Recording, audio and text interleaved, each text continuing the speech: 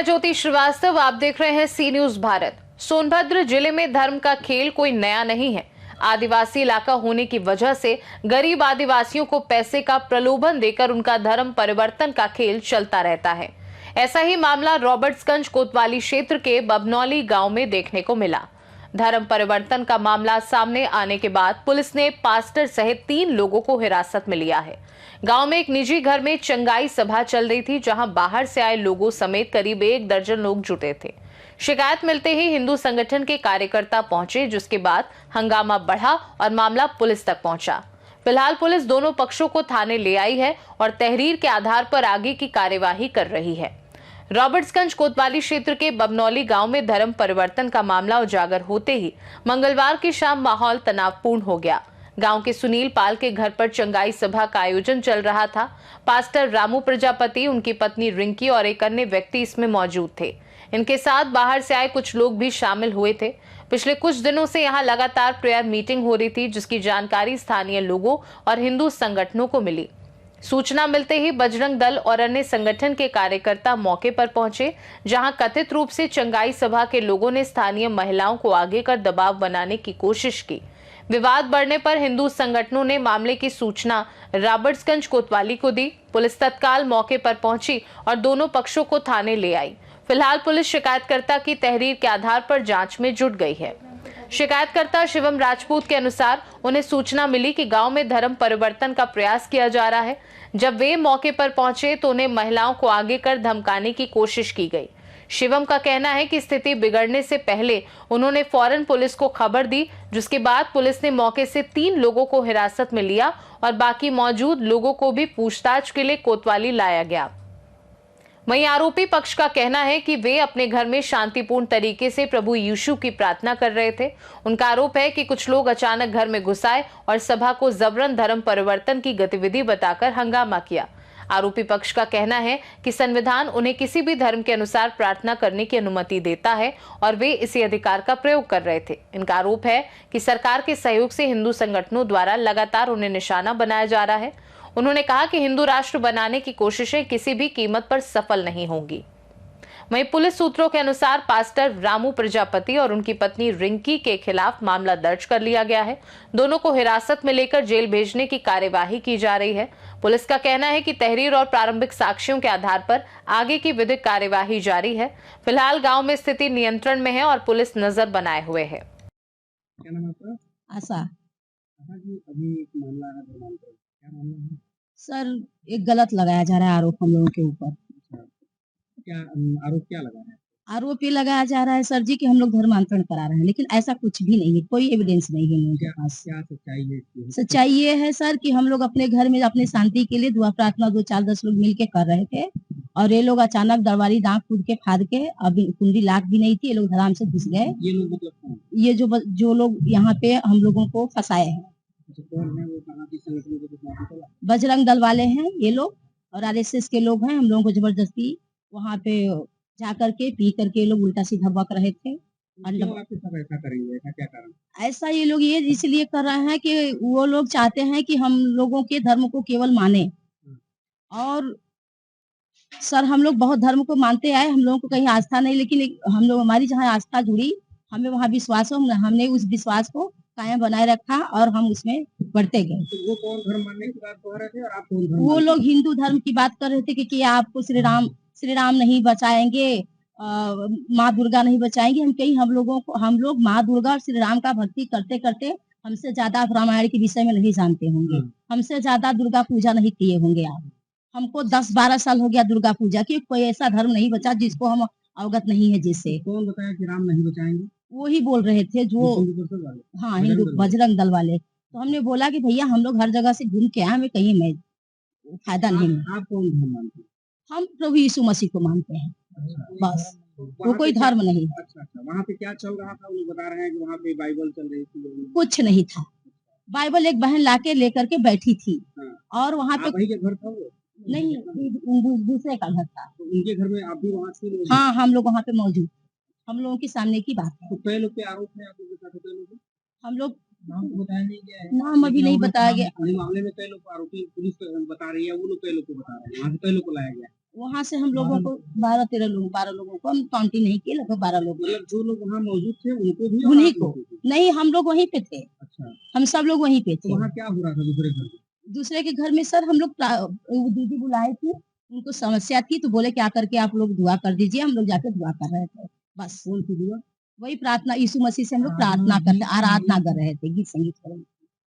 जैसे ये लोग वो शिव दीदी चर्चा दीदी कराते का हैं। क्या नाम है उनका? शिव उनके घर में? कुमारी, शिव कुमारी।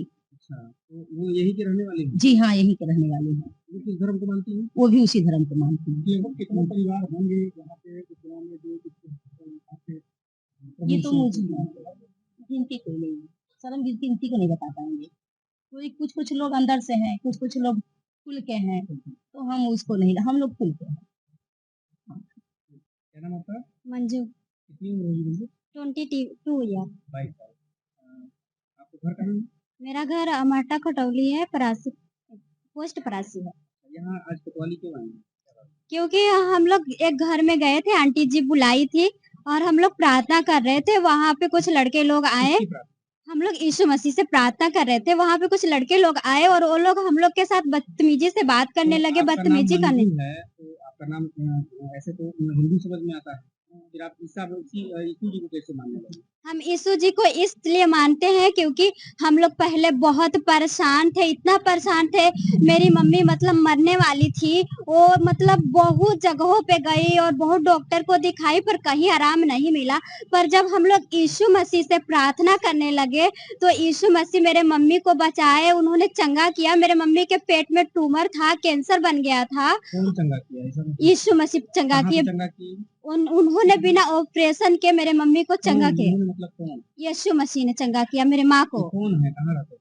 वो यीशु मसीह कहीं रहते नहीं, वो तो ऊपर रहते हैं। वो हम उनके नाम से हम लोग प्रार्थना करते हैं और वो हम लोग को चंगाई देते हैं। कैसे मालूम चला आपको उनके नाम से प्रार्थना के लाभ मिलेगा?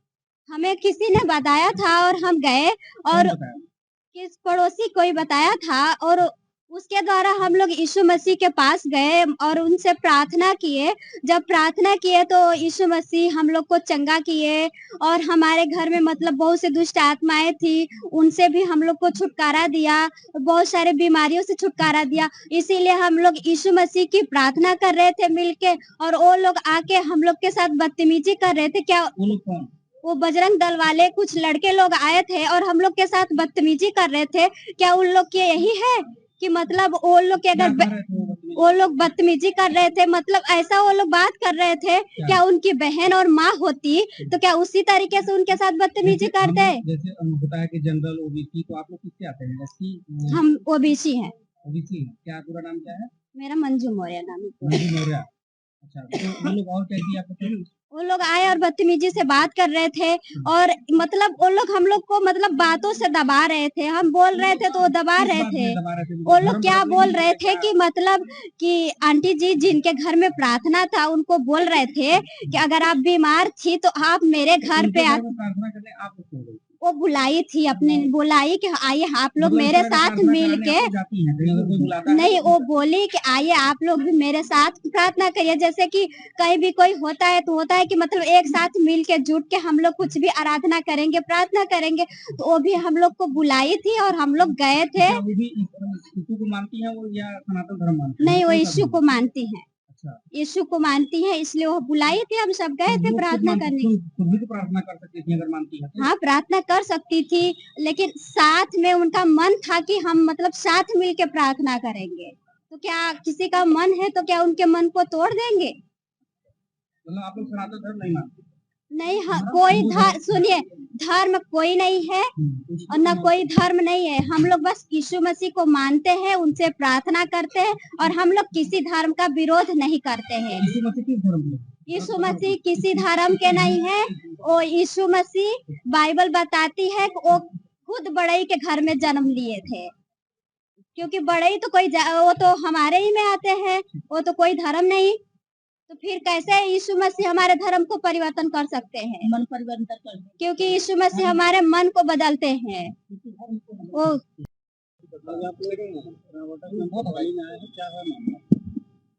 जी, मेरा नाम शिवम राजपूत है। मैं जिला मंत्री भारतीय जनता युवा मोर्चा सोनभद्र से हूँ। ठीक है, हमारे वार्ड नंबर 16 बमनौली मोहाल का प्रकरण है। ठीक है, हमें सूचना मिली थी, ठीक है, कि धर्मांतरण करवाने के विषय में। और मौके पर हम जब वहां पर पहुंचे तो कुछ लोग बाहर से आके, ठीक है, गांव के ही वार्ड के ही लोग थे और अगल बगल के सदस्य थे, उनका धर्मांतरण अपने पूरे बाइबल, क्रॉस और जो भी उनकी सामग्री होती है उन चीजों को लेकर, ठीक है, धर्मांतरण करा रहे थे वो लोग। और जब उनसे वहां पे जाके उनको रोकने का प्रयास किया गया तो उन्होंने अपने पीछे आदमियों को पीछे कर, औरतों को आगे कर, ठीक है, धमकाने का भी प्रयास किया, डराने का भी प्रयास किया कि हम ऐसे कर देंगे, वैसे कर देंगे। लेकिन मैंने तुरंत उसी समय प्रशासन को सूचना कर, ठीक है, उचित कार्यवाही की मांग की और उनको यहाँ पर कोतवाली में लाया। प्रशासन की तरफ से अभी क्या आश्वासन मिला? प्रशासन ने कहा कि हम उस पे कार्यवाही कर, जो भी जांच का विषय होगा जांच कर, ठीक है, जो भी उस पे उचित कार्यवाही होगी हम करेंगे। क्या कुछ लोग हिरासत में लिए गए हैं? हाँ, इसमें 2-3 लोग को वहाँ पे जो धर्मांतरण कराने की कोशिश कर रहे थे, जिनके खिलाफ साक्ष्य मिला, उन लोग को यहाँ पे लाया गया है। महिलाएं भी शामिल हैं? नहीं, महिलाएं तो वार्ड की ही थी, ठीक है, जिनके घर पे वो लोग जाके उनको धन का प्रलोभन देकर और चीजों का प्रलोभन देकर, ठीक है, उनको धर्मांतरण कराने की कोशिश कर रहे थे, वो लोग हैं। अभी तक में पुलिस से जो जानकारी मिली है, आप कितना संतुष्ट हैं पुलिस के द्वारा जो कहा गया है इस मामले को? नहीं, कैसे देखा जा रहा है? हम क्या है? हम अपने प्रदेश की सरकार पे और प्रदेश की शासन और प्रशासन व्यवस्था पे हम पूरे संतुष्ट हैं और हमको उनसे, ठीक है, उचित कार्यवाही की एकदम निष्पक्षता वो है।